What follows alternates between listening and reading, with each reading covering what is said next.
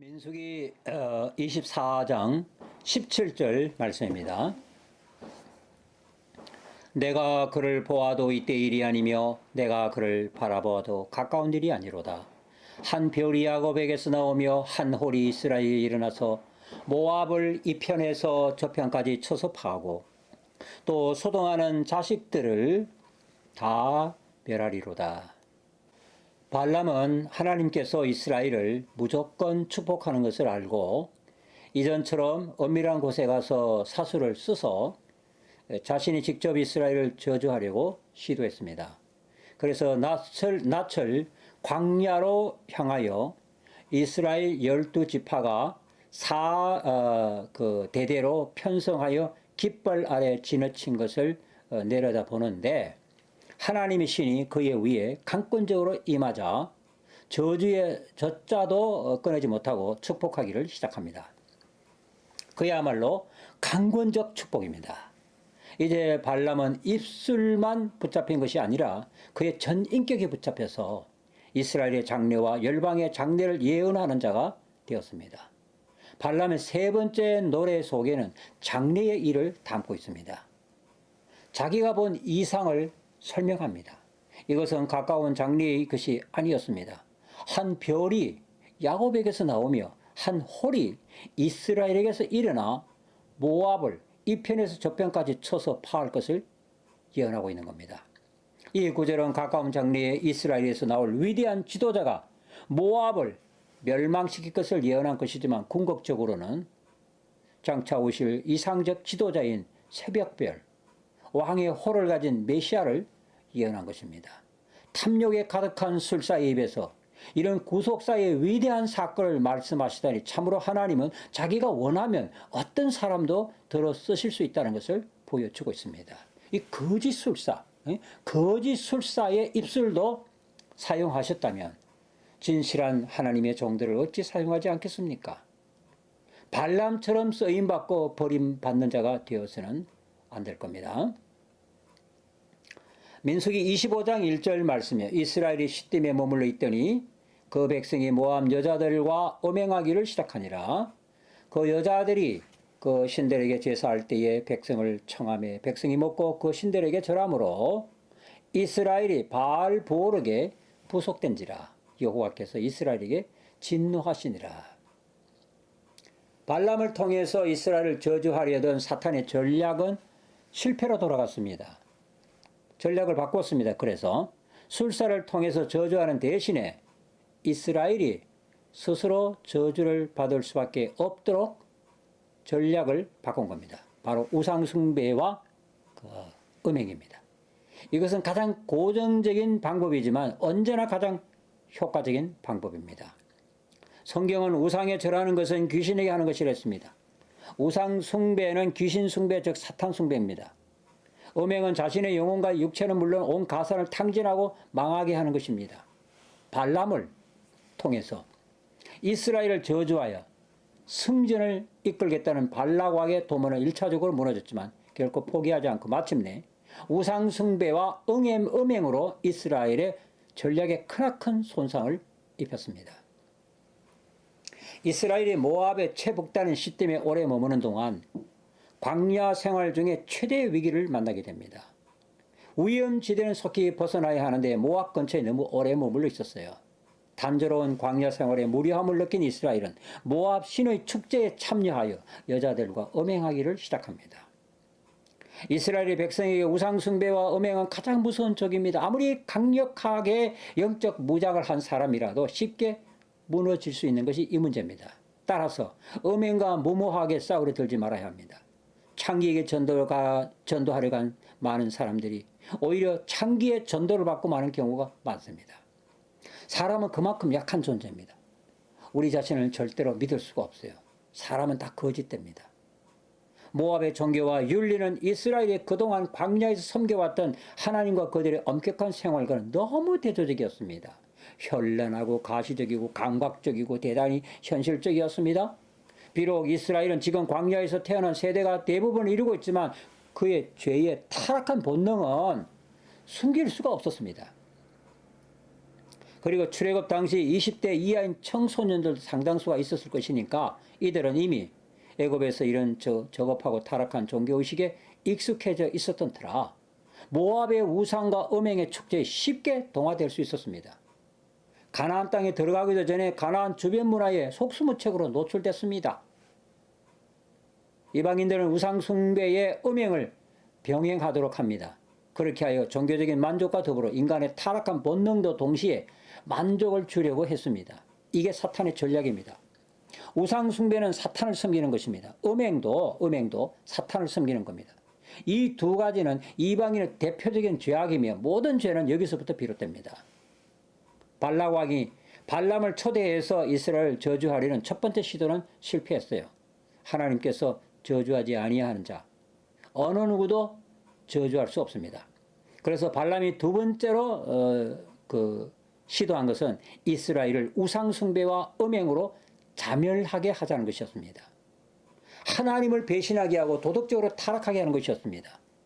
발람과 발락 왕은 신들 앞에서 음행의 축제를 한바탕 열고 그 자리에 이스라엘을 초대한 겁니다. 그리고 미모의 여성들을 앞세워 이스라엘을 유혹합니다. 소위 미인계라는 걸 쓴 겁니다. 그런데 이들 여성들은 다 우상 숭배와 관련되어 있는 그런 여자들로 보입니다. 일종의 매춘자들이죠. 당시 가나안과 주변 사람들이 섬겼던 대표적인 신은 바알인데 모두 그 생선을 주장하는 그런 신입니다. 따라서 우상 숭배의 축제에는 남녀 사제들의 현란하고 음탕한 몸짓과 음행이 제사의식으로 행해졌고 인신 제사도 뒤따랐습니다. 수십 년을 회색빛 속에 살아왔던 이스라엘 남자들은 이 현란한 모습을 보자 한순간에 넘어졌습니다. 성경은 바알 숭배에 부속되었다고 말하고 있습니다. 한순간에 매료되어 푹 빠져 헤어나올 수 없었다는 뜻이에요. 이 모두가 발람의 계략에서 비롯된 겁니다. 이 목적을 효과적으로 달성하기 위해서 미디안을 끌어들인 겁니다. 모압과 미디안이 연합해서 이스라엘을 영적으로 협공한 겁니다. 영적 협공입니다. 이 작전은 대성공을 거두었습니다. 광야 40년 동안 달 앞에 다람쥐 쳇바퀴 돌던 매일 똑같은 예배와 일상 사이에 젖어 있었던 이들은 모압의 한마당의 엄탕한 우상 숭배의 축제를 보자마자 한순간에 순식간에 매료되어서 그들과 동화되었습니다. 한순간에 우상 숭배와 음행에 동참했고 그들과 함께 난장판을 벌였습니다.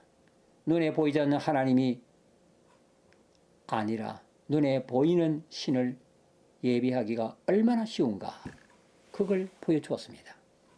추상적이고 미래적인 축복이 아니라 구체적이고 현실적인 축복에 얼마나 쉽게 넘어갈 수 있는지를 보여주고 있습니다. 인간의 타락이 그만큼 심각합니다.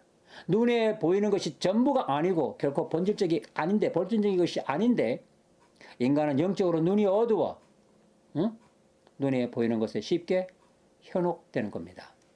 사람이 영적으로 다듬어지는 데는 많은 세월이 걸리지만 타락하는 데는 시간이 별로 걸리지 않아요. 한순간에 모든 것을 다 무너뜨릴 수가 있습니다.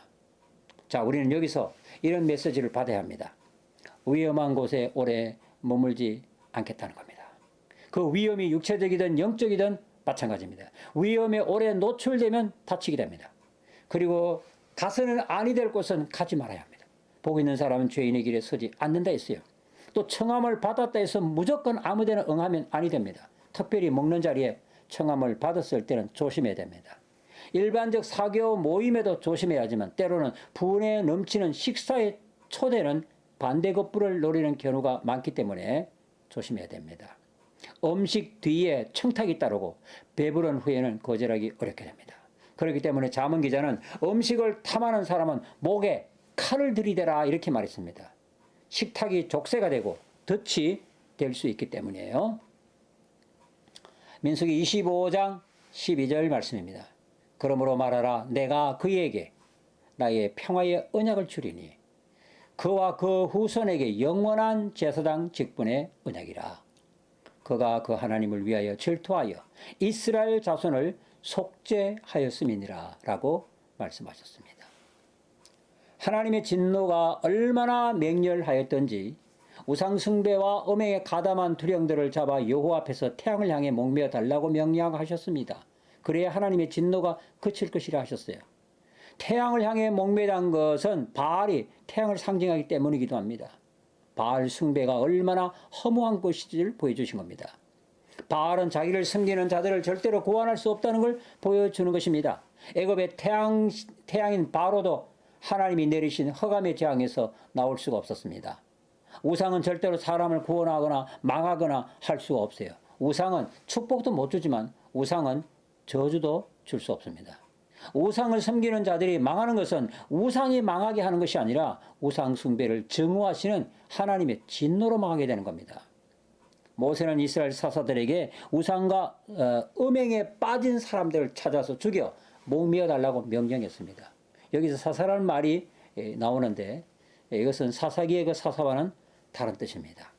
이들은 주로 천부장이나 백부장이나 또는 50부장이나 10부장들과 같은 자들을 추청한 겁니다. 하나님께서는 지도자들의 범죄를 백성들의 범죄보다 더 미워하고 진노하십니다. 이 최대의 위기 속에서 영적 영웅이 태어났습니다. 바로 비느하스였습니다.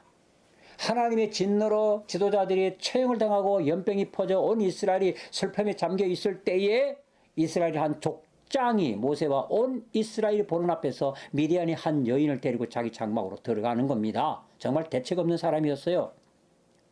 사람들이 우상숭배와 음행에 빠지면 얼마나 맹목적이 되고 앞뒤를 분간하지 못하게 되는지를 보여주고 있는 겁니다. 이를 본 제사장 비느하스가 사람들이 보는 가운데서 손에 창을 들고 그 족장의 장막으로 들어가 남자와 여인의 배를 찔러 죽임으로써 하나님의 진노를 멈추게 했습니다. 연병도 거쳤습니다. 하지만 이미 연병으로 2만 4천 명이 죽은 후였습니다. 하나님께서는 비느하스의 열정을 보시고 위에 약속을 하신 거예요. 영원히 평화의 언약입니다. 내가 너와 영원한 평화의 언약을 세우겠다. 그 영원한 평화의 언약은 바로 영원한 제사장 직분의 언약입니다. 비느하스의 자손에서 영원한 제사장이 나오리라는 약속이에요. 이 비느하스는 아론과 엘라살에 이어 제3대 제사장이 됩니다. 하나님은 비느하스의 거룩함의 열정을 나의 질투심으로 질투했다라고 표현하셨습니다. 그러니까 단지 인간의 감정이나 영웅심에서 한 것이 아니라 거룩한 질투심을 가지고 다시 말하면 성결에 대한 열정으로 행한 겁니다. 만일 비느하스가 나의 질투심으로 질투하지 않았다면 나의 질투심 때문에 이스라엘 전부가 멸망했을지도 모를 일이지만은 그 질투심으로 유발될 재앙을 비느하스가 막았다는 겁니다. 현장에서 음행하다가 잡힌 자를 죽인 것을 백성을 위해서 속죄의 제물을 드린 것으로 간주한 겁니다. 그렇게 함으로 이스라엘과 하나님의 거룩한 질투심 사이에 평화를 가져왔다고 보신 겁니다. 그런 뜻에서 비느하스와 영원한 평화의 언약을 맺으리라 하신 겁니다. 제사장의 직분을 평화의 언약이라 한 것을 보면 제사장의 직무가 평화를 이루는 것임을 알 수가 있어요. 제사장이란 죄인과 하나님 사이에 평화를 조성하는 사람입니다. 이 영광스러운 직분을 영원히 계승할 것을 약속한 거예요. 한순간 하나님께 한번 잘 보이니까 영원을 보장받은 겁니다. 그렇습니다. 이 결정적일 때 한순간 하나님의 눈에 들기만 하면 평생은 물론이고 영원까지 은총을 보장받을 수 있다는 걸 보여주고 있는 겁니다. 그러면 우리도 하나님께서 잘 보이도록, 하나님께 잘 보이도록 거룩한 열정, 거룩한 질투심을 가져야 합니다. 민수기 27장 18절이에요. 여호와께서 모세에게 이르시되 눈의 아들 여호수아는 신이 감동된 자니 너는 데려다가 그에게 안수하고 그를 제사장 엘라살과 온 회중 앞에 세우고 그들의 목전에서 그에게 위탁하여 네 존귀를 그에게 돌려 이스라엘 자손의 온 회중으로 그에게 복종하게 하라. 27장에는 모세의 마지막 할 일이 나타나 있습니다. 하나님은 모세에게 아들이 없이 죽고 딸만 남긴 슬로보아스의 딸들에 대한 가나안 분배의 원칙을 세우라 하시고 또 여호수아에게 안수해서 네 후계자로 삼은 다음에 네 조상에게로 돌아가라고 하셨습니다. 사람은 누구나 자기에게 부여된 몫이 있고 그 몫이 다하면 하나님 앞에 서야 합니다. 그 몫이 무엇인지는 개인마다 다르겠지만 자기가 지금 하고 있는 그 일이 자기에게 주어진 몫이라 생각하고 일해야 할 겁니다. 어차피 우리가 세상의 목적은 예수 믿고 천국 가는 것이고 세상에 사는 동안 천국의 상급을 쌓는 겁니다. 예수 믿고 천국 가는 것은 이미 목적을 이루었고 남은 것은 천국의 상급을 쌓는 겁니다. 그런데 천국의 상급을 쌓는 기준이 세상의 기준과 다르기 때문에 자기에게 주어진 삶 속에서 하나님을 생각하고 하나님을 사랑하고 성경 말씀에 순종할 마음을 가지고 한다면 그게 무엇이든 어떤 일이든 크고 작은 일이든 모두 하나님 나라의 상급으로 쌓일 겁니다. 그런 확신과 믿음을 가지고 걸어가야 합니다. 이제 모세가 해야 할 사명이 다 끝나갑니다. 가야 할 길을 거의 마쳤습니다. 마지막 남은 길은 천국 가는 길뿐입니다. 출생부터 고난의 연속이었던 그의 120년의 일생이 이제 막을 내릴 때가 된 겁니다. 하나님 모세들의 아바림 산에 올라 이스라엘 자손에게 줄 기업의 땅을 멀리서 바라보고 네 영 아론처럼 조상에게로 돌아가라고 말씀하셨습니다. 이 아바림 산은 산이라기보다는 산맥입니다. 그 산맥의 북쪽엔 비스가산이 있고 그 정상이 바로 너보였습니다. 여기서 모세는 숨을 거둡니다. 모세는 비록 가나안에 들어가지는 못했지만 그 땅을 먼 발치에서나마 바라보고 죽습니다. 바라보고 죽는 죽음, 그것도 복입니다. 그러면서 약속의 땅에 들어갈 수 없는 죄악을 지적하셨습니다. 그것은 네가 머리바 물가에서 나의 명령을 거역하고 나의 거룩함을 나타내지 않는 것이라고 하셨습니다. 모세는 하나님의 명령에 순종해서 말씀으로 물을 냈어야만 했는데 지팡이로 반석을 쳤습니다. 하나님의 자비는 감춰지고 자신의 신경질적인 반응만 돋보여 이스라엘 백성 앞에서 하나님의 거룩함을 제대로 나타내지 못한 겁니다. 하나님 그 죄를 물어서 가나안의 입국을 불허하셨습니다. 적어도 외관상으로 보면 그렇습니다. 신학적 관점에서 볼 때 그가 율법을 받은 자라는 상징적인 의미를 생각하면 다른 신학적 이유가 있겠지만 일단은 머리바의 죄 때문에 가나안에 들어가지 못했습니다. 신앙은 경외입니다. 경외는 순종입니다. 순종이 없는 신앙은 그거는 아니에요. 순종이 없는 것은 신앙이 아닌 겁니다. 따라서 모세도 자신의 불신앙 때문에 약속의 땅에 들어가지 못한 거예요. 불신앙 때문에. 부모는 마지막 숨을 몰아쉬면서도 두고 가는 자식들을 염려합니다. 진정한 지도자는 떠나면서도 남아있는 자들을 걱정하는 겁니다. 그게 부모의 마음이에요. 모세가 남은 백성들을 염려하자 하나님께서는 여호수아에게 안수하여 네 후계자로 삼으라고 말씀을 하셨습니다. 눈의 아들 여호수아는 신의 감동된 자라고 말씀하셨습니다. 그는 영적으로 충만한 자였습니다. 여호수아는 이미 준비된 지도자였습니다. 40년 동안 모세의 수족이 되어 섬겼습니다. 그는 청년 때부터 해막을 떠나지 않고 하나님을 섬겼습니다. 그는 가나안 땅을 정탐했을 때 믿음의 눈으로 그 땅을 바라본 사람이었습니다. 그는 영안이 열려있는 사람이었어요. 모세도 속으로는 여호수아를 마음에 두고 있었을 것입니다. 어쩌면 하나님께 강력하게 여호수아를 청거할 수 있었을 것입니다. 하지만 모세는 자신의 속내를 숨기고 하나님의 주권에 온전히 승복하기로 마음을 먹었습니다. 하나님께서는 자기가 알아서 주권적으로 자기의 종들을 선택할 권한이 있으시다는 것을 알고 있었기 때문입니다. 제사장 엘라살과 온 회중이 보는 앞에서 공식적으로 그에게 안수하여 네 직무를 위탁하고 네 종기를 그에게 돌려주어 회중으로 네게 복종하듯이 여호수아에게 복종하게 하라고 하셨습니다. 다시 말하면 네가 가진 모든 것을 다 물려주고 가라는 겁니다. 모세는 하나님께서 명하신 대로 순종하여 여호수아에게 안수하여 새로운 지도자로 세웠고 그에게 자기의 모든 것을 다 물려주었습니다. 참으로 멋진 장면입니다. 떠날 때에는 다 주고 떠나는 게 하나님의 뜻입니다. 그런데 오늘 많은 지도자들이 떠난다면서 떠나지 않습니다. 떠난다는 것은 모든 것을 놓는 겁니다. 그렇게 하면 그 장소를 떠나야 합니다. 회중에서 떠나 너보산으로 가야 합니다. 그런데 계속해서 백성들과 함께 머물러 있으면서 배후위에서 영향력을 행사하고 조정하려고 하는 것은 떠난 게 아닙니다. 몸도 마음도 떠나야 되는 겁니다. 민수기 30장 2절입니다. 사람이 여호와께 서원하였거나 마음을 제거하기로 서약하였거든 파약하지 말고 그 입에서 나온 대로 다 행할 것이니라. 그러나 그 아비가 그것을 듣는 날에 허락지 아니하면 그 서원과 마음을 제어하려던 서약이 이루지 못할 것이니 그 아비가 허락지 아니하였은즉 여호와께서 사하시리라. 무릇 서원과 무릇 마음을 괴롭게 하려는 서약은 그 남편이 그것을 지키기도 할 수 있고 무역해도 할 수 있다라고 했습니다. 하나님은 진실하고 변치 않으신 분입니다. 따라서 하나님께 서원하였거나 마음으로 어떻게 하리라 다짐하면서 서원한 것은 파약하지 말고 지키라 했습니다. 시인은 서원한 것은 해로울지라도 지키는 자라야 성산에 거한다고 했습니다.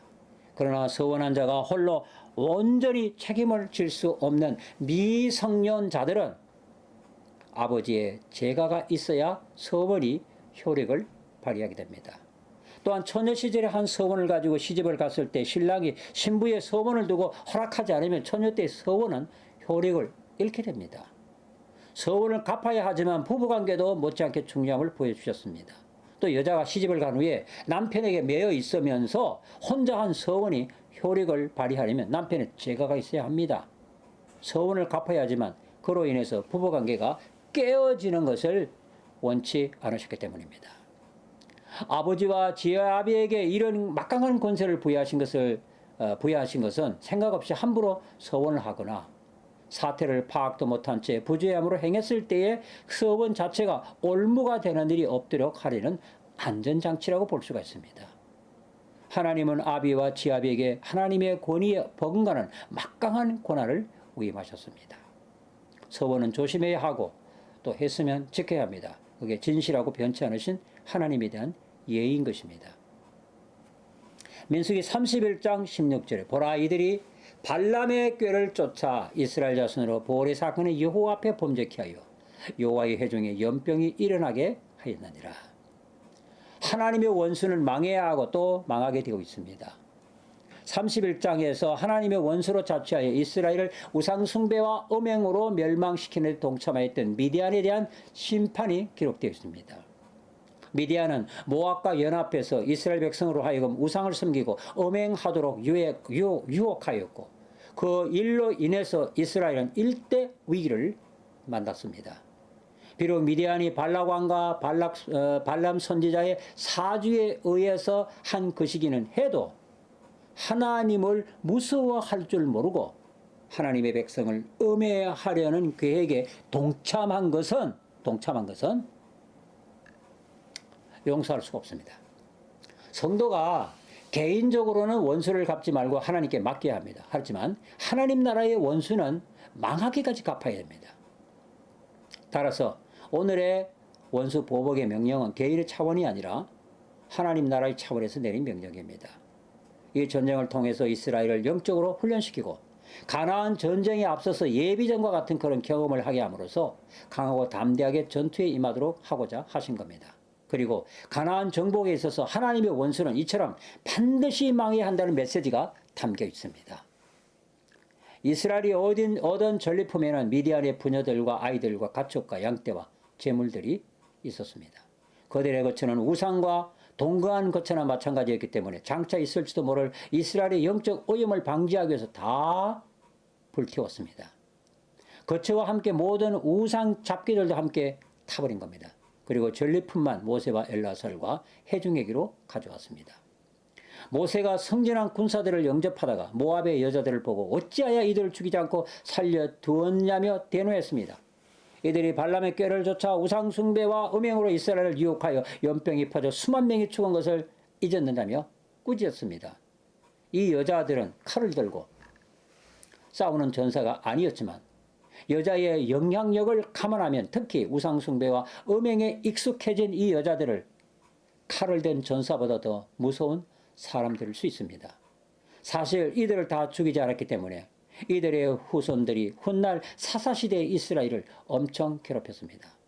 하나님께서 죽이라 한 것은 죽여야 합니다. 순종이 복입니다. 순종이 행복인 거예요. 순종이 자유입니다. 그러므로 전쟁 포로 중에 남아있는 비록 영아라 할지라도 장차 미디안을 재건할 씨앗이 되기 때문에 다 죽였습니다. 그 사내를 안 여자들도 다 죽였습니다. 이들은 우상숭배와 음행의 관계를 육체적으로 아는 사람들이고 이들 중에는 임신부가 있을 수도 있어 다 죽이겠습니다. 오직 사내를 알지 못한 여자들만 살려두라 하셨습니다. 우상과 음행의 전념성이 적은 여자들만을 살려주었습니다. 이는 하나님의 자비하심입니다.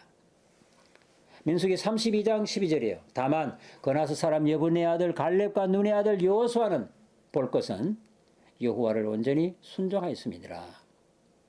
민수기 32장은 로벤과 갓시파가 요단 동편 비옥한 평원을 보고 탐이 나서 이곳에 기업을 얻게 해달라고 요청하는 장면이 기록됐습니다. 모세는 이미 이들 지파들의 이기심을 읽고는 대노하였지만 로벤과 갓 지파가 지혜롭게 대답을 잘 함으로써 기업을 얻게 됩니다.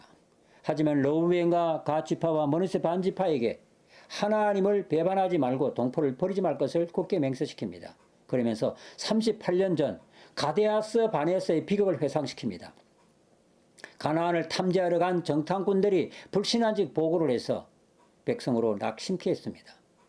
이로 인해서 하나님의 진노를 사서 믿음의 보고를 하였던 갈렙과 여호수아 외에는 출애굽 1세대들은 한 사람도 예외 없이 광야에서 38년을 배회하다가 다 죽었습니다. 단지 믿음의 보고를 하였던 갈렙과 여호수아만이 지금까지 살아있고 또 가나안 땅에 들어가리라는 약속을 받았음을 상기시키고 있습니다. 이처럼 가데스 바네아의 비극을 상기시키는 것은 지금의 처지가 그때와 똑같은 위기 상황을 가져올 수 있기 때문이에요. 10명의 불신앙 때문에 가나안 입국이 유보되었고 38년을 배회하다가 두 사람의 애는 다 죽고 말았습니다. 하루에 80명씩 시간당 3, 4명씩 죽어간 것입니다. 10명의 불신앙적 보고가 이런 엄청난 불행을 몰고 왔다면 하물며 두 지파가 배반하고 가나안 기업을 포기한다면 이스라엘 백성에게 몰골 파당한 실로 엄청난 것입니다. 때문에 모세는 호되게 질책하고 있는 겁니다. 민수기 33장 2절 모세가 여호와의 명대로 그 노정을 따라 그 진행한 것을 기록하였으니 그 진행한 대로 그 노정은 이러하니라.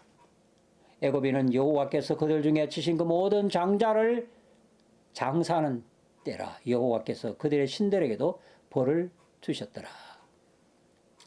모세는 40년의 세월을 한 장 56절로 요약해 놓았습니다.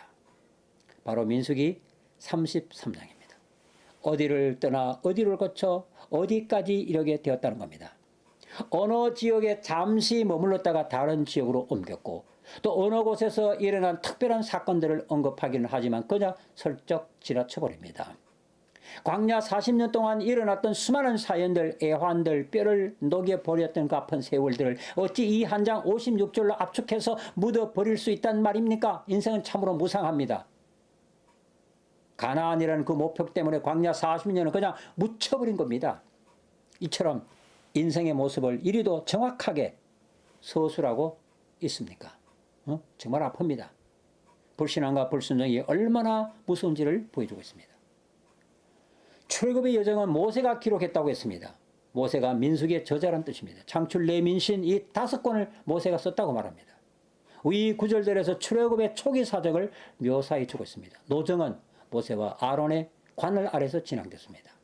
애굽을 나올 때는 군대처럼 일사불란하게 나왔고 광야의 노정은 모세와 아론이 알아서 한 것이 아니라 철저하게 하나님의 명령에 따른 것이었습니다. 광야의 노정을 기록할 가치가 바로 여기에 있었던 것이에요. 하나님의 섭리 가운데서 진행된 여정은 어떤 경우라도 기록될 가치가 있습니다. 왜냐? 그 종족에는 인간의 부패한 냄새뿐 아니라 하나님의 긍휼의 자치가 남아있기 때문입니다. 특히 출애굽 시기에 애굽의 장자를 친 것은 애굽 사람들이 섬기는 신들에게 내린 벌이었다고 말하고 있습니다. 출애굽 전쟁은 이스라엘과 애굽 사람의 대결이 아니라 이스라엘의 하나님과 애굽의 다신들과의 대결이었다는 것을 보여주고 있습니다. 하나님의 완성을 백성들에게 기억시키는 것은 가나안 정복 전쟁을 앞두고 자신감과 용기를 주기 위함으로 보입니다. 그러나 당부의 말씀을 잊지 않습니다.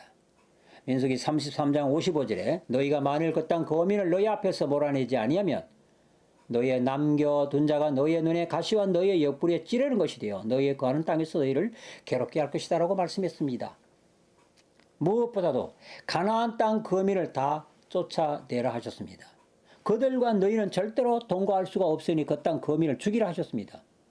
그들을 없애려면 그들의 종교와 문화도 함께 없애야 합니다. 그래서 석상, 우상, 그리고 산당을 다 회파라 하신 것입니다. 기업의 땅을 오염시켰던 이들 우상의 잔재들을 다 청산하라는 그런 말씀이에요. 가나안 전쟁은 그냥 정복 전쟁이 아니라 기업의 땅을 되찾는 회복 전쟁이니 제비 뽑아 땅을 분배하라고 하셨습니다. 그리고 그들을 살려두지 말라고 경고하십니다.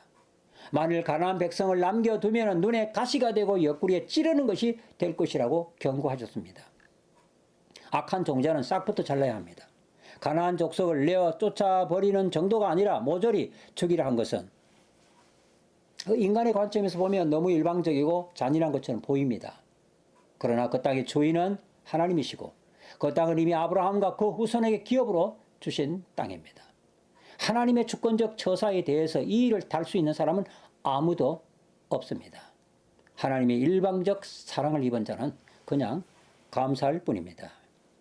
민수기 35장 28절 말씀에요.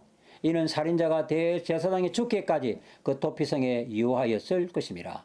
대제사장의 죽은 후에도 그 살인자가 자기의 산업의 땅으로 돌아갈 수 있느니라. 이 민수기 35장은 도피성에 대한 규정과 레위인의 거주지에 대한 당부의 말씀입니다. 하나님께서는 레위인이 거할 성읍과 그들의 가축을 둘 수 있는 덜을 제공해 주라. 이 텃밭을 제공해 주라는 것이죠.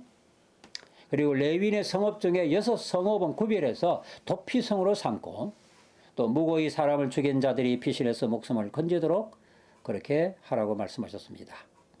하나님은 레위인을 각 지파의 중심축으로 박아 넣으려 하시는 겁니다. 그래서 각 지파는 자기의 기업의 땅에서 일정 부분의 성읍과 덜을 레위인을 위해서 할애하도록 했습니다.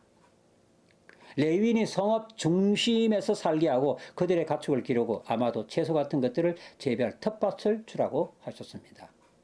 레위인은 이스라엘의 11조로 살게 되었는데 그 11조 중에는 가축도 있었을 것이니 당연히 목초지도 필요했을 것입니다. 원래 레위인은 가나안 땅에서 아무 기업이 없습니다. 그 이유는 하나님 여호와가 그들의 기업이 되기 때문입니다. 하나님을 기업으로 삼은 레위인이 각 지파의 중심에 자리 잡게 하신 것은 이스라엘 백성으로 하여금 하나님이 그들의 기업이 되심을 알게 하려는 것입니다. 레위인에게 성읍과 덜을 주어 그들과 함께 거하라고 하신 것은 결국은 레위인 중심의 생활, 즉 하나님 중심의 생활을 요구하신 것이요.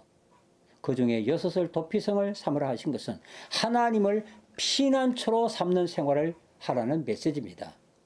지파의 구성축은 하나님입니다. 하나님을 축으로 해서 각 지파가 번영을 추구해야 합니다. 레위인에게 줄 성읍은 모두 48성읍인데 그 중에 6성읍은 도피성이 되게 했습니다. 요단 동편의 셋, 서편의 셋, 모두 6성읍입니다. 레위인의 성읍은 단지 레위인의 거주지만 아니라 이스라엘 백성 중에 생명의 피난처가 되도록 하기 위함이었습니다. 당시 레위 사람은 1개월 이상 남자의 수가 2만 3천 명쯤 되었으니까 한 성읍당 레위인 남자들이 480명 정도 살았다고 볼 수가 있습니다. 레위인이 남자의 숫자만 그 정도이니까 최소한 한 성읍에 1,000명은 좋게 살할 것이라 짐작이 되는 겁니다. 1,000명이 사는 성읍은 결코 작지 않습니다. 그들의 생계도 보통 문제가 아니었고 사방 2,000규빗의 목초지도 넓은 것은 아닌 것 같습니다. 최소한의 생활 터전을 마련해 준 것으로 보입니다. 그리고 각 지파가 레위인에게 성읍을 줄 때에는 일률적으로 한 것이 아니라 기업의 크기에 비례하도록 그렇게 했습니다. 많이 얻은 지파는 많이 주라 하셨고 적게 얻은 지파는 그만큼 적게 주라고 하신 겁니다. 도피성의 재정 목적은 불의의 사고로 사람을 죽인 자를 재판이 열려 공정한 심판을 받기까지 일정 기간 보호하기 위함에서 그렇습니다. 무고히 사람을 죽였지만 피해자의 가족들은 그대로 보복하려 할 것입니다. 사람을 죽이는 자는 하나님의 형상을 파괴한 죄인으로 마땅히 목숨을 죄값으로 치러야 합니다. 목숨은 너무 소중해서 목숨과 주고 바꿀 만한 것이 세상에 없습니다. 목숨은 목숨으로만 속할 수가 있습니다. 그렇기 때문에 사람을 죽이면 그 사람을 죽이라 명하신 겁니다. 무고히 살인을 저지른 자들에 대한 배려는 살인이란 이유여하를 막론하고 죄이지만 살인이라는 것은 이유여하를 막론하고 죄이지만 그 동기를 더욱 중요하게 보신다는 것입니다. 그렇게 하여 감정에 의한 보복 살인의 악순환을 끊고자 하신 겁니다. 그러나 살인자가 도피성 안으로 피신하여 목숨을 연명하는 것은 죽은 거나 진비 없어요. 그가 자유를 얻으려면 누군가가 자기를 대신해서 죽어야 하는데 그게 바로 대제사장입니다. 도피성에 도망을 친 사람은 당대의 대제사장이 죽어야 죄책에서 해방되어 자유의 몸이 되는 겁니다. 이건 대단히 상징적인 것입니다. 대제사장인 그리스도께서 죽으셔야만 죄인이 용서받을 수 있는 길이 열린다는 것을 보여주고 있는 것이에요. 민수기 35장 34절입니다. 너희는 너의 거하는 땅과 나의 거하는 땅을 더럽히지 말라. 나 여호와가 이스라엘 자손 중에 거함이니라 라고 하셨습니다. 기업의 땅을 치명적으로 오염시키는 것은 산업 쓰레기가 아니라 무고히 흘린 사람의 피입니다. 피는 생명이고 피 흘림은 죽음이며 죽음이야말로 땅을 독극 물질로 오염시키는 것과 같은 겁니다. 오염물질 중에 사망만한 것이 다시 없습니다. 사망은 사람의 생명에도 치명적이지만 땅에서도 가장 무서운 독약입니다. 가나안은 하나님의 기업의 땅입니다. 생전에 하나님이 거하시는 거룩한 땅입니다. 그 땅을 더럽히면 하나님께서 계속해서 임재할 수가 없어요. 사망은 생명의 땅을 더럽히고 땅이 더럽게 되면 하나님의 임재가 불가능하게 되는 것입니다. 이게 기업의 땅을 더럽히지 말아야 할 가장 큰 이유가 되겠습니다. 신명기의 말씀을 잠시 한번 살펴보겠습니다. 너의 열조의 하나님 여호와께서 1장 11절입니다. 너희를 현재보다 1000배나 많게 하시며 너희에게 허락하신 것과 같이 너희에게 복 주시기를 원하노라. 신명기는 모세가 저술한 5번째 책으로서 모세가 광야에서 자란 제2세 백성들에게 선포한 여호와의 말씀입니다. 구약의 그 신명기라는 명칭은 하나님의 계명을 더욱 자세히 설명해 주는 책이라는 뜻입니다. 신명기의 그 신자는 거듭하다 또는 되풀이하다라는 뜻이 있어서 신명기란 광야에서 자라난 2세들에게 하나님의 율법의 말씀을 되풀이하여 선포하고 설명한 그런 책입니다. 이스라엘이 번성하게 된 것은 그들 자체의 능력 때문이 아니었습니다. 너희 하나님 여호와께서 번성케 하셨다 그렇게 말합니다. 애굽에서도 바로가 두려워할 만큼 번성했습니다. 광야에서도 출애굽 세대가 다 죽었지만 가나안 입국을 앞둔 시점에서 출애굽 당시만큼의 인구가 유지된 것은 광야에서도 번성했다는 뜻입니다. 모세는 앞으로도 이스라엘 백성이 크게 번성할 것을 믿고 지금보다 1000배나 더 많게 하시기를 축원합니다. 이 또한 하나님의 주권에 속한 문제이기 때문에 너희에게 허락하신 것과 같이라고 말하고 있습니다. 이 허락하다는 이 말은 그 다바로인데 기본적인 뜻은 말하다는 뜻입니다. 여호와께서 말씀하신 대로 번영한 것은 약속하신 대로 번영했다 그런 뜻이에요. 이스라엘의 번성은 하나님의 약속에 의한 것입니다. 모세가 지금보다 1000배나 많게 되기를 원한 것도 하나님의 언약에 근거한 것입니다. 이 언약 때문에 이스라엘의 백성은 번성할 수밖에 없습니다. 자기 백성의 번영을 언약으로 묶으신 것은 그게 하나님의 소원이기 때문입니다. 하나님의 언약은 그의 존재와 속성의 특성 때문에 취소될 수가 없고 반드시 그대로 이루어져야 됩니다. 이 1000배란 대단히 많은 숫자를 뜻하는 그런 과장법입니다. 이스라엘의 육적 자손만을 뜻하지는 않습니다. 이스라엘을 통해서 돌아올 이방인의 충만한 숫자까지 포함된 겁니다.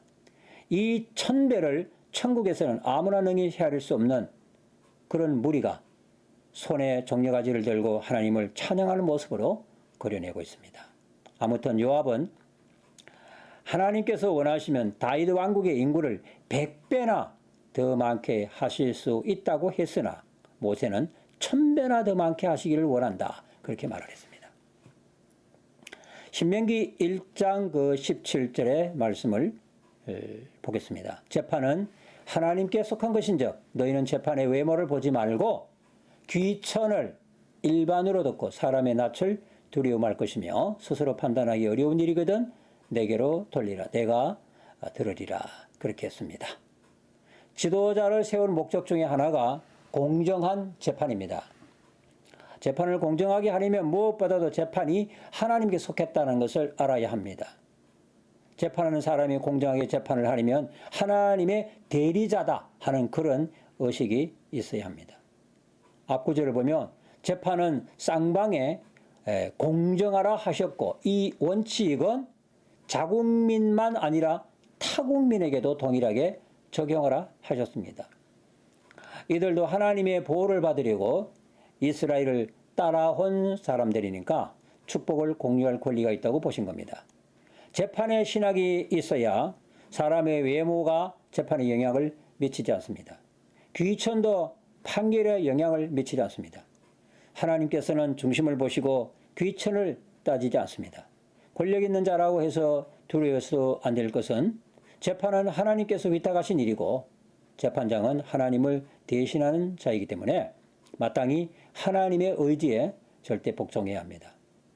재판은 복잡한 인간관계가 서로 얽혀져 일어날 수 있기 때문에 신중하게 할 것을 당부했어요. 그래서 판결하기 어려운 일은 모세에게 가져오라고 말씀하셨습니다. 이것은 하나님께서 직접 판결을 의뢰하는 것과 같은 겁니다. 지도자는 때로 복잡 미묘한 문제라도 하나님을 의지하면서 공의롭게 해결해야 할 사명이 주어졌고 그 일을 감당할 수 있는 능력 또한 주어졌음을 잊지 말아야겠습니다. 신명기 1장 33절입니다. 그는 너희 앞서 행하시며 장막 칠 곳을 찾으시고 밤에는 불로 낮에는 구름으로 너희의 행할 길을 지시하신 자니라 이렇게 말씀하셨습니다. 모세는 자신의 설교를 광야 생활에서 잊을 수 없는 추억을 회상함으로 시작합니다. 가장 중요한 추억은 호렙산 안에서 언약을 체결하였던 일과 가데스 바니아에서의 불신앙과 불순종이었습니다. 과거는 긍정이든 부정이든 오늘을 사는 우리에게 격려와 용기를 줍니다. 가데스 바니아에서 하나님을 믿고 올라가서 기업의 땅을 쟁취하라 했지만은 이스라엘은 정탐부터 보내자고 했습니다. 이게 화근이었어요. 하나님께서 올라가라 하셨으면 나머지는 책임을 지겠다는 뜻인데 그것이 못 믿어서 정탐부터 보내자고 제안한 것은 신중함이 아니라 이것은 불신앙입니다. 이런 불신앙의 전체를 다시 밟지 말라고 하시면서 33절의 말씀을 주신 겁니다. 너희 하나님께서 너희 앞서 행하시리라는 겁니다. 사실 앞에서 이스라엘이 가나안 땅을 정탐하고자 하였으나 또 그럴 필요가 없었어요. 왜냐? 이미 하나님께서 그 땅을 다 정탐해 놓으셨기 때문입니다. 그 땅에 대해서 너무나도 잘 알고 계십니다. 이미 아브라함을 부르시기 전부터 이 땅에 대해서 알고 계신 분입니다. 천하의 모든 땅이 주님의 것이고 이 땅도 원래 하나님의 그 땅입니다. 이스라엘은 단지 믿고 전제만 하면 되는데 믿음이 없었기 때문에 정탐을 보낸 겁니다. 하나님 앞에서 사는 사람은 매사에 신중해야 합니다. 그러나 그 신중함이 불신앙에서 나왔다면 과감하게 버려야 합니다. 신중함이 신앙의 또 경건의 표현이 되어야 되지 불신앙의 표현이면 백해무익한 겁니다. 하나님께서는 백성 앞서 가셔서 장막 칠 곳을 찾으시고 행할 길을 지시하셨습니다. 가데스 바니아에서도 그리하셨습니다. 사람들이 답사하기 전에 하나님께서 이미 답사를 끝내놓으셨습니다. 이 땅은 손금보다 훤하십니다. 정탐이 전혀 필요 없는 땅인데 불신앙이 헛된 수고를 자처하고 말았습니다. 우리의 인생 여정도 마찬가지입니다. 우리는 결코 우리의 여정을 사전 답사할 수가 없습니다. 그러나 안심해도 되는 것은 그 여정은 하나님께서 이미 답사를 끝내놓으셨기 때문이에요. 그러니 두려움을 떨쳐버리고 평안한 마음으로 따라가기만 하면 됩니다. 우리의 여정에서 필요한 것은 사전에 입수한 정보가 아니라 하나님에 대한 믿음입니다. 오늘은 주어지는 것이니 최선을 다하고 내일은 하나님의 수중에 있으니까 맡기고 살며 지난 날은 돌이킬 수 없으니까 은총 속에 묻어두면서 살아야 되는 겁니다.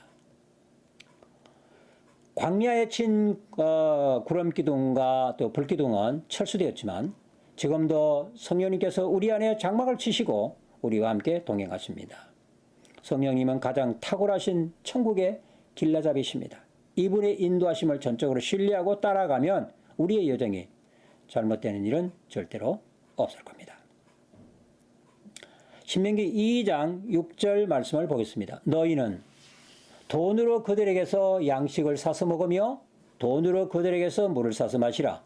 네 하나님 여호와가 너의 하는 일에 네게 복을 주고 네가 이 광야에서 두루 행함을 알고 네 하나님 여호와가 이 40년 동안을 너와 함께 하셨으므로 네게 부족함이 없었다라고 말씀하셨습니다. 위의 말씀은 가나안을 들어가는 길목에서 만나게 될 암몬과 에돔을 통과할 때에 주의할 점에 대해서 하신 말씀이에요. 이들이 너희가 올라오는 것을 두려워하고 있으니까 삼가 이들과 다투지 말라 하셨습니다. 뿐 아니라 너희가 지나감으로 이들에게 경제적인 피해를 끼치지 말라 하시면서 돈으로 양식을 사 먹고 돈으로 물을 사 먹으라 하셨습니다. 만나는 가나안 땅에 들어가서 쇠곡식을 먹을 때 떨어졌으니 아직은 만나가 아침마다 내리고 있었는데 양식을 사 먹으라 하셨습니다. 물이 필요하면 반석에서 또 내시면 되실 텐데도 돈 주고 사 먹으라 하셨습니다. 하나님의 이적이란 꼭 필요한 때에 목적이 있을 때에 행하시는 것이지 언제나 이적 기사로 문제를 해결하는 것은 아닙니다. 물 없는 광야에서는 물이 없으니 물을 내셔야 합니다. 그러나 지금 모압과 에돔 땅에는 물이 있으니 물을 값을 주고 내서 사 먹게 하셨습니다.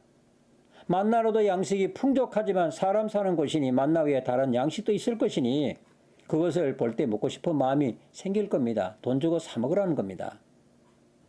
돈 주고 사 먹으라는 말씀을 하시면서 여호와가 너희 하는 모든 일에 복을 주셨다는 말씀을 꺼내고 있습니다. 이것은 모압과 에돔 땅을 지나면서 돈 주고 양식과 물을 사 먹는 일에 복을 주셔서 차질이 없도록 하시겠다는 약속입니다. 그러면서 과거에도 복을 주신 것을 말씀하시니까 광야에 살면서도 어떤 식으로든지 돈으로 거래가 있었고 그런 과정에서 저축 행위가 있었던 것을 암시하고 있습니다. 하나님께서는 모든 것을 알고 계셨습니다. 이스라엘이 큰 광야를 두루 행하는 것을 알고 계셨습니다. 이들에게는 하나님의 자원이 절대적으로 필요하다는 것도 알고 계셨습니다. 그래서 이들이 비록 40년을 광야에서 배회하였지만 부족함이 없게 하셨습니다. 의복이 헤어지지 않았고 신발이 닳지 않았고 부족함이 없었습니다. 그렇게 하려면 의복과 신발이 주기적으로 공급이 돼야 됩니다. 이 광야에서 어디서 의복과 신발이 공급되겠습니까? 길쌈은 하지 않지만 양털과 양가죽이 있었습니다. 성막 건조에 보았듯이 이스라엘은 탁월한 손재주가 있었으니까 이것들로 옷을 만들고 신발을 만들어 신었을 것입니다. 너희 하는 모든 일에, 이 말은 너의 손으로 하는 모든 일에 라는 뜻이에요. 물론 여기서 말은 손이란 단순히 인체의 부분인 손을 말하기보다는 노동을 뜻하는 대유법으로 봐야 할 것입니다. 그럼에도 문자적 의미로 수공의 품을 떠올리지 않을 수가 없어요. 이스라엘은 참으로 뛰어난 손재주를 자랑하는 민족입니다. 이 광야에 갇혀있는 무리가 200만 명이 넘었을 것입니다. 이들이 일상생활에서 우리가 상식적으로 생각해봐도 필요한 것이 많았을 것입니다. 이들 필요를 어떻게 충당했겠습니까? 40년 동안 뭐하고 살았겠습니까? 그냥 만나만 거둬들이고 하루 두세 끼 음식만 해먹고 살았겠습니까? 이들에게도 일상생활의 삶이 있었습니다. 경제활동이 있었습니다. 만나로 음식을 만들어 팔았을 것 같지는 않습니다. 왜냐하면 만나는 꼭 필요한 만큼만 내렸고 더 거둬들여도 다음 날이면 썩어버리니까 이 만나를 매개로 해서 무슨 장사를 한다는 것은 상상이 안 됩니다. 그러나 사람 있는 곳에 거리가 있고 거리 있는 곳에 이문이 있는데 그것을 잘 알고 있는 이 장사꾼들이 이 엄청난 시장을 그냥 구경만 했을까요? 200만인에 되는 이 내수시장을 그냥 구경만 했겠느냐 말이에요. 절대 그러지 않았을 겁니다. 이들은 정말 놓칠 수 없는 고정 고객이에요. 돈을 주고 양식과 물을 사 먹으라는 말씀 속에는 돈이 있었다는 것을 전제하는 겁니다. 돈이 있었다는 것은 재화를 벌어들이는 과정도 있었다는 겁니다. 광야에서 할 수 있는 돈벌이는 상거래뿐입니다. 장사가 유일한 축제의 방법이에요. 상거리를 통해서 이들의 부족을 충당시켜 주신 것도 하나님의 특별한 배려 속에서 이루어진 것임을 상기시키고 있습니다. 하나님께서 재물을 얻을 능력을 주셨다라고도 표현했습니다. 이 표현은 광야 40년의 회상이라고 하는 것을 주목해야 되는 거예요. 돈으로 번역이 된 이 케셉은 은을 뜻합니다. 실버입니다. 고대의 은은 중요한 화폐 수단이기 때문에 이 은은 곧 돈이었습니다. 사서 먹으라는 말에서 이 산다는 말은 카라인데 교육으로 얻다라는 뜻이에요. 교육으로. 트레이드하는 겁니다. 물을 산다고 해서 요즘처럼 생수병에다 담아주는 것은 아닐 테고 설령 지나는 길에 기존의 마을 우물을 사용한다 손 치더라도 200만 명에게는 턱없이 모자랄 것이니 아마 돈을 주고 그 땅에서 취수권을 확보한 후에 부족마다 직접 우물을 파서 식수 문제를 해결했을지도 모르겠습니다. 이삭이 가는 곳마다 우물을 팠고 파는 족속 셈이 솟은 전례가 있었으니 이 관장하는 그 과정에서도 하나님께서 함께 하셔서 복을 주실 것을 약속하신 겁니다. 이렇게 우물을 파면서 식수 문제를 해결하면서 이스라엘 백성은 무슨 세금을 했겠습니까? 우리가 반석에서 나는 물을 먹은 것은 정말 신선도름이었구나. 그 고마움을 왜 진작 몰랐을까? 그런 생각하지 않았겠어요? 신명기 2장 25절입니다. 오늘부터 내가 천하 만민으로 너를 무서워하며 너를 두려워하게 하리니 그들이 네 명성을 듣고 떨며 너로 인하여 근심하리라 하셨느니라 라고 말씀하셨습니다. 암몬과 에돔과는 싸우지 말라 하셨어요.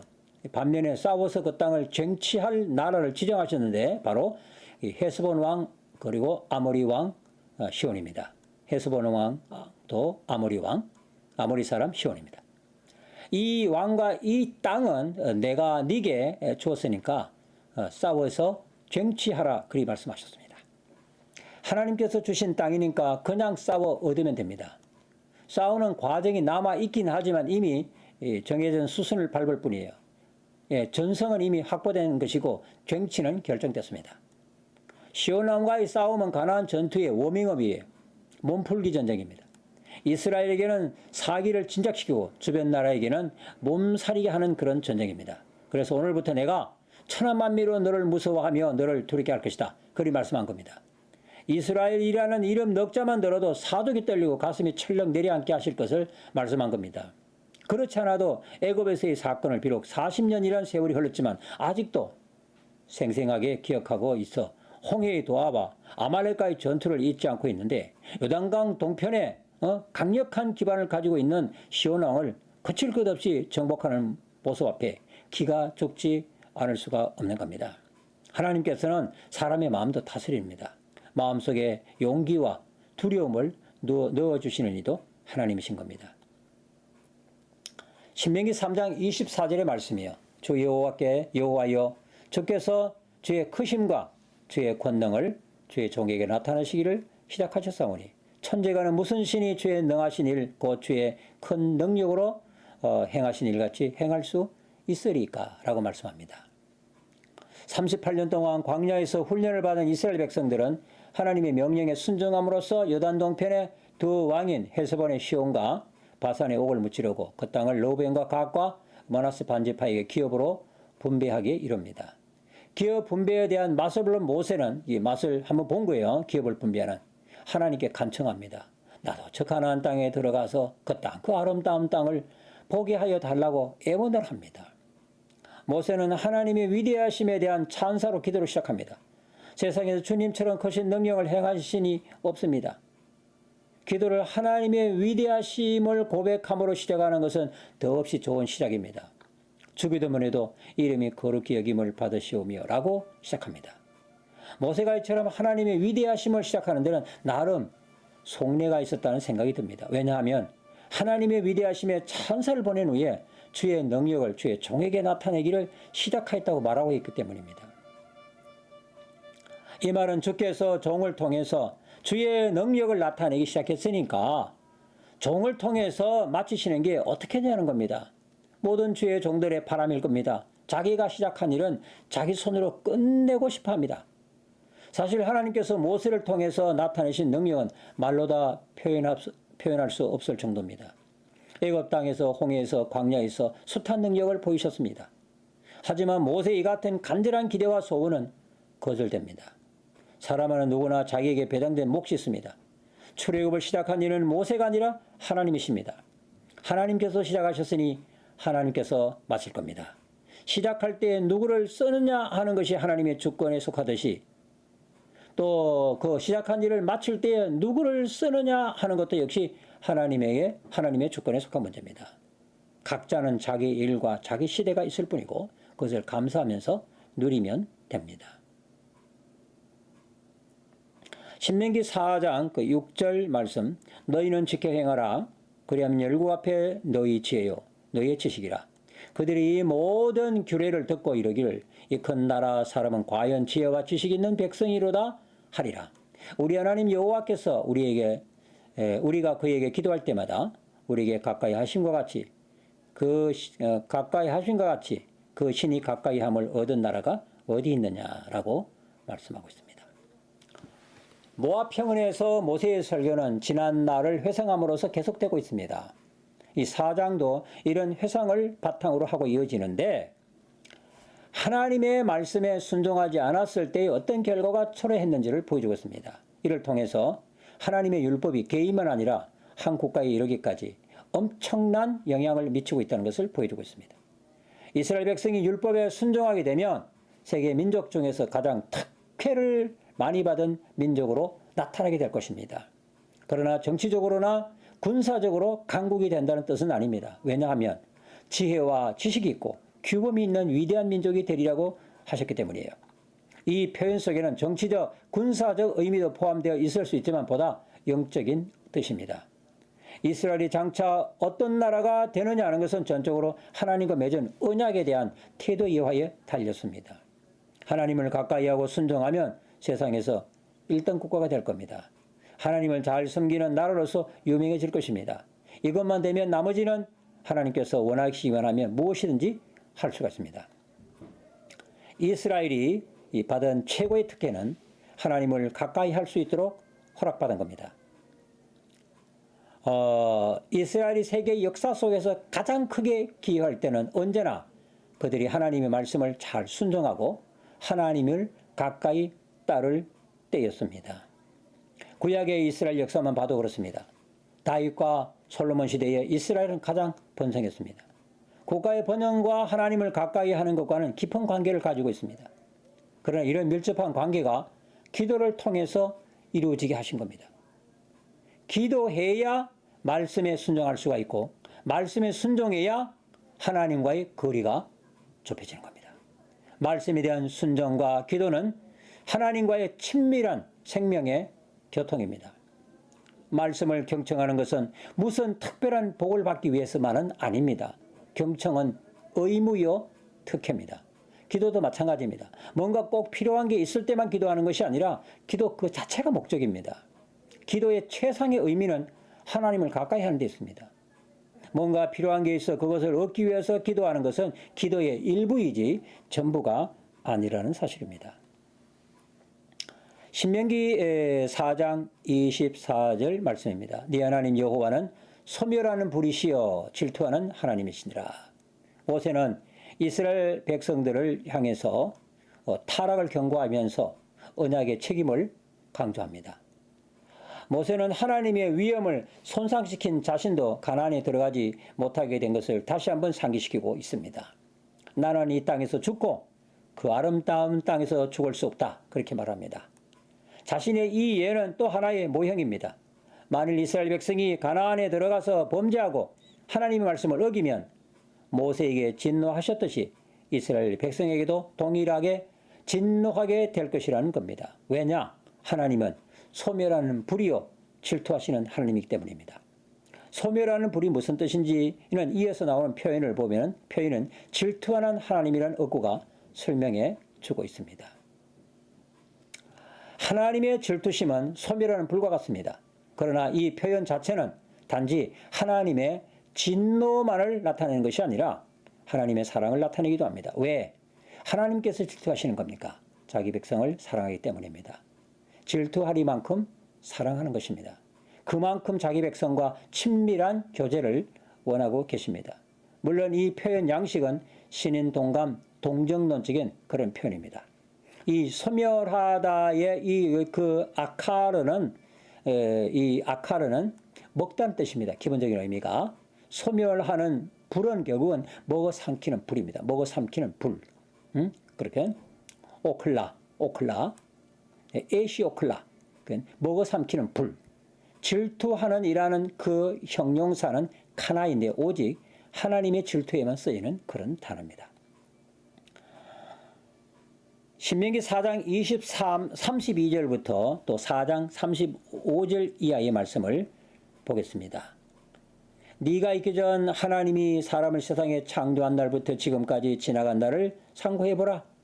하늘 이 끝에서 저 끝까지 이런 큰일이 있었느냐? 이런 일을 들은 적이 있었느냐? 어떤 국민이 불 가운데서 말씀하시는 하나님의 음성을 너처럼 듣고 생존했느냐?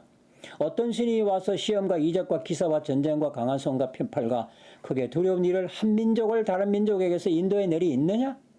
이는 다 너희 하나님 여호와께서 애굽에서 너희를 위하여 너희의 목전에서 행하신 일이다. 신명기 4장 35절에 이것을 네게 나타내면 여호와는 하나님이여 그 외에 다른 신이 없음을 네게 알게 하라는 것이다. 여호와께서 너를 교훈하시려고 하늘에서 음성으로 네게 듣게 하시며 땅에서는 그 큰 불을 네게 보이시고 너를 불 가운데서 나오는 말씀을 듣게 하셨다. 여호와께서 네 열조를 사랑하신 거로 그 후손 너를 택하시고 큰 권능으로 친히 인도하여 애굽에서 나오게 하시며 너보다 강대한 열국을 네 앞에서 쫓아내고 너를 그들의 땅으로 인도해 들여서 그들을 네게 기업으로 주리 하심이 오늘날과 같으니라. 그런즉 너는 오늘날 상천하지 오직 여호와는 하나님이요 다른 신이 없는 줄 알아 명심하고 오늘 내가 네게 명하는 여호와의 규례와 명령을 지키라. 너와 네 후손이 복을 받아 네 하나님 여호와께서 네게 주시는 땅에서 한없이 오래 살리라 라고 했습니다. 신명기 4장 13절과 40절은 신명기에서 가장 아름다운 문장 중에 하나입니다. 앞선 부분에서 모세는 하늘과 땅을 정인으로 세워서 하나님의 그 언약의 성실성을 밝힌 바가 있습니다. 하나님을 저버리고 우상을 섬기게 되면 반드시 망하게 되리라는 것을 천지를 불러 정인으로 세우시면서 확언했습니다. 여기서 또 다른 정인을 세우고 있습니다. 바로 역사입니다. 지난 역사는 하나님의 자비하심과 신실하심을 여실히 전개해주고 있습니다. 그래서 모세는 과거의 역사를 자세히 살펴보라고 말합니다. 과거사가 하나님의 신실하심을 여전히 여실히 전거했다면 마찬가지로 앞으로의 역사도 하나님의 능력과 그의 신실하심을 증거하게 되리라는 겁니다. 지난 날을 상고해보면 이스라엘처럼 큰 은혜를 민족이 없었고 이스라엘 하나님처럼 위대한 신도 없었습니다. 이것을 잊지 말라고 말합니다. 앞에서는 역사의 주인이신 하나님의 위대한 역사에 집중했으나 나머지 부분에서는 인간의 책임을 강조합니다. 큰 은혜를 입은 사람은 그만큼 책임도 막중하다고 하는 것을 상기시키고 있습니다. 먼저 지난 날을 상고해보라 말씀하시면서 32절을 보면 지금까지 이스라엘 백성이 경험한 일련의 사건들은 미정유의 사건이었다고 회고하고 있습니다. 이런 큰 일이 있었느냐? 이런 일을 들은 적이 있었느냐라는 그 질문에 기대되는 답변은 그런 일은 절대로 없었다는 것입니다. 그런 일은 절대로 들은 적도 없다는 뜻입니다. 지금까지 세상의 어느 민족도 한 번도 겪어보지 못했던 사건입니다. 시간적으로 보면 창조부터 지금까지요. 공간적으로는 하늘 이 끝에서 저 끝까지입니다. 시간과 공간이라는 제한이 있잖아. 이 시공 자체는 무제한적인 겁니다. 하나님은 역사를 지배하는 주권자입니다. 33절에는 신의 산 아래의 경험을 상기시키고 있습니다. 역시 그 수사적 질문을 계속하고 있습니다. 어떤 국민이 불 가운데서 말씀하신 하나님의 음성을 너처럼 듣고 생존했느냐라는 질문에 기대되는 답변도 역시 절대로 없다는 겁니다. 이스라엘이 시내의 산 안에서 경험한 것은 실로 놀라운 것이었습니다. 그들은 가공할 공포와 두려움을 나타내기에 적합한 분위기에서 하나님의 음성을 들었습니다. 그런데 더 중요한 것은 그 음성을 듣고도 생존했다는 겁니다. 이 말은 아무 민족에게나 하나님께서 자신을 계시하지 않았다는 뜻입니다. 그렇게 하신 이유는 하나님의 거룩성 앞에 자신이 노출되고 생존할 수가 없기 때문입니다. 그런데 이스라엘은 하나님을 보았고 또 보고도 죽지 않았습니다. 이 두 가지를 다 체험한 민족은 이스라엘 민족뿐인 겁니다. 34절의 말씀에는 하나님과 같은 신이 없다고 말합니다. 남의 나라에서 400년 동안 종살이한 백성을 이끌어내겠다고 시도한 것은 하나님이십니다. 세상의 어느 신도 자기 백성이 남의 신에서 400년을 종살이하고 있는데 그 가운데서 이끌어내겠다고 시도 자체도 해본 예가 없습니다. 하나님께서 유일하시게 성공하셨습니다. 이 과정에서 이스라엘이 한 경험은 그들의 지식과 경험을 훨씬 초월한 것이었습니다. 이스라엘만 아니라 원수들이 보는 앞에서 온갖 이적과 기적으로 이 일을 드라마처럼 행하신 것입니다. 하나님 외에는 어느 신도 이런 일을 할 수 없으신 것입니다. 그러면 왜 이런 큰 역사를 이스라엘이 경험하게 하신 겁니까? 그 목적이 어디에 있는 겁니까? 35절에서 40절에 이유를 밝힙니다. 가장 큰 목적은 하나님이 누구인지를 제대로 알리기 위해서 그렇습니다. 인간이 하나님을 알 수 있느냐 하는 것은 신학에서 중요한 문제 중에 하나입니다. 성경은 하나님의 존재를 증명하려고 하지 않고 최초의 계시인 창세기 시작부터 하나님의 존재를 전제하고 있습니다. 태초에 천지를 창조한 분이 계셨다는 것입니다. 살아계시고 인격적이고 자존하신 하나님이 계신다는 것을 전제로 하고 출발합니다. 우리의 신지식은 자연히 하나님의 계시에 의존합니다. 인간은 사색으로서는 하나님을 알 수가 없고 오직 하나님의 자기 계시에 의해서만 알 수 있습니다. 따라서 이스라엘 백성이 하나님을 알게 된 것은 어떤 철학적인 접근을 통해서가 아니라 하나님의 자기 계시를 통해서입니다. 출애굽과 신의 살이라는 두 개의 큰 계시적인 원천을 가지고서 다시 말하면 계시적 행위와 계시적인 말씀을 통해서 하나님은 자신을 알리셨습니다. 출애굽 과정에서는 주로 행동으로, 신의 산 안에서는 말씀으로 자기 계시를 보다 더 심화시켰습니다. 이 두 사건은 이스라엘 백성들의 신앙의 원천입니다. 이 사건을 통해서 이스라엘 백성은 참되고 살아계신 하나님은 한 분뿐이라는 것을 알게 된 것이고 이를 체험적으로 받아들였습니다. 하나님 외에 신이 없다는 것을 하나님의 계시적인 행동으로나 계시적인 말씀으로 알게 된 것입니다.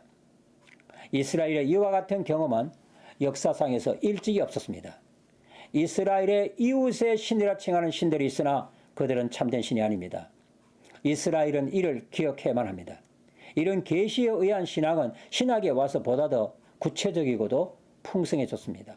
특히 예수 그리스도의 성육신과 죽음과 부활을 통해서 보다 깊이 있게 하나님께서는 자신을 나타내셨습니다.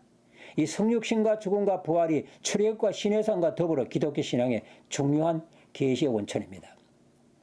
또 36절을 보면 이런 체험은 교육적인 목적을 수반합니다. 여기서 교훈하다는 것은 부모가 자녀에게 하는 겁니다. 하나님께서는 자기 백성을 부모의 입장에서 대하셨습니다.